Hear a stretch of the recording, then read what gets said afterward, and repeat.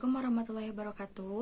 Perkenalkan, nama saya Ska Arumela Sani dari Prodi S1 Keperawatan semester 6. Di video ini, di sini saya akan sedikit membahas mengenai pencegahan primer, sekunder, dan tersier overdosis dan keracunan obat. Overdosis merupakan keadaan di mana seseorang mengalami gejala terjadinya keracunan yang mengakibatkan penurunan kesadaran akibat mengkonsumsi obat yang melebihi dosis yang tidak bisa diterima oleh tubuh. Seseorang yang mengalami keracunan obat atau overdosis itu akan mengalami penurunan respon, gangguan pernafasan, nyeri kepala, pusing, gangguan penglihatan, diare, lemas, gangguan pencernaan, berkeringat berlebih, hingga warna kulit berubah menjadi kebiruan karena kekurangan oksigen dan mengalami kematian kerja saraf.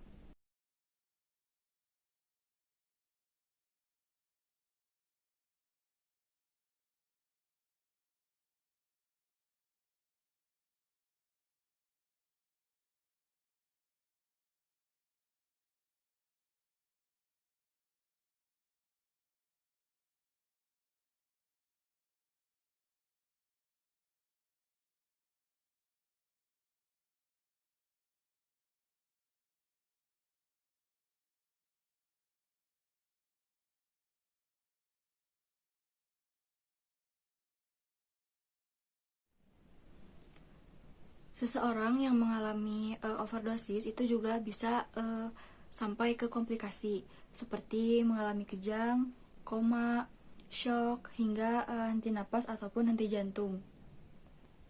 Selanjutnya mengenai pencegahan primer, sekunder, dan tersier.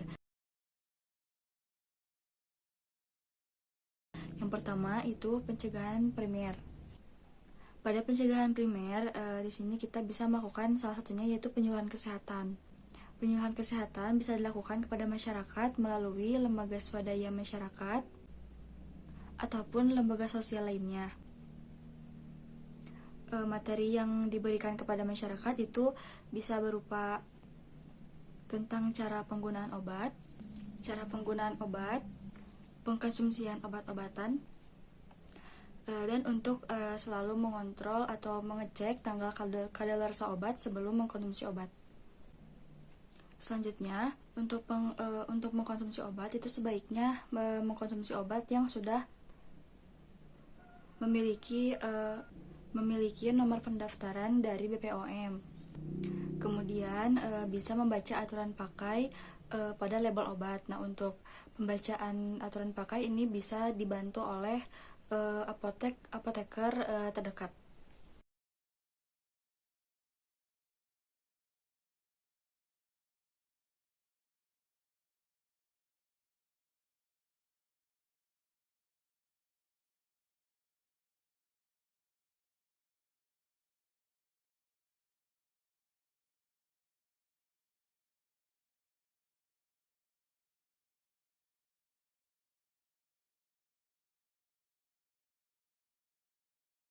Selanjutnya yang kedua ada pencegahan sekunder. Pencegahan sekunder kegawat daruratan overdosis atau keracunan obat tujuannya yaitu pendeteksian dini kepada klien serta penanganan segera untuk mencegah adanya komplikasi. Ada beberapa tahapan atau langkah-langkah yang dilakukan pada pencegahan sekunder. Yang pertama itu kita bisa menghubungi atau mencari bantuan, bisa itu ke rumah sakit atau memanggil ambulans. Selanjutnya, saat menunggu ambulans, periksa denyut nadi, denyut jantung, pola nafas, dan saluran pernapasan penderita. Jika penderita atau orang yang mengalami overdosis itu keadaannya sadar, kita bisa meminta dia untuk muntah atau kita bisa rangsang dia untuk agar bisa muntah. Selanjutnya, bersihkan jalan nafas dari rongga mulut ke tenggorokan menggunakan APD atau menggunakan sarung tangan.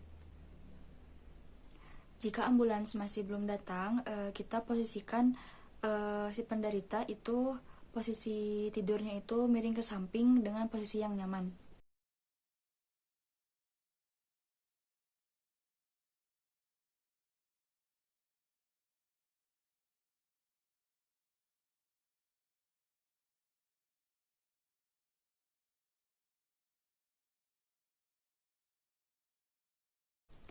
Lalu berikan penetralisir racun seperti berikan cuka, susu, atau jus lemon. Selanjutnya, jika penderita itu tidak sadarkan diri, jangan berikan sesuatu atau memasukkan sesuatu ke dalam mulutnya.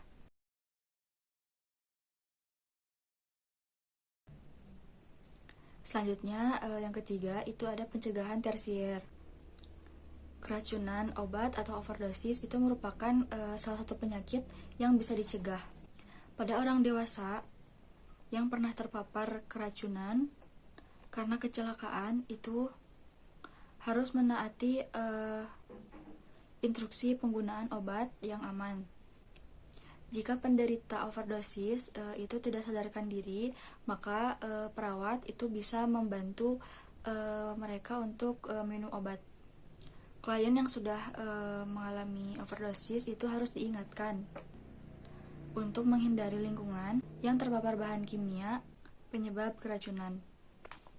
Contohnya, jika terjadi kasus keracunan di tempat kerja, maka Departemen Kesehatan atau instansi terkait itu harus diberi laporan.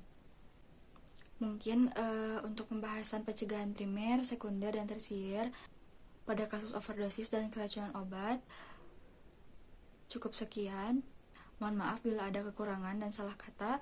Terima kasih. Wassalamualaikum warahmatullahi wabarakatuh.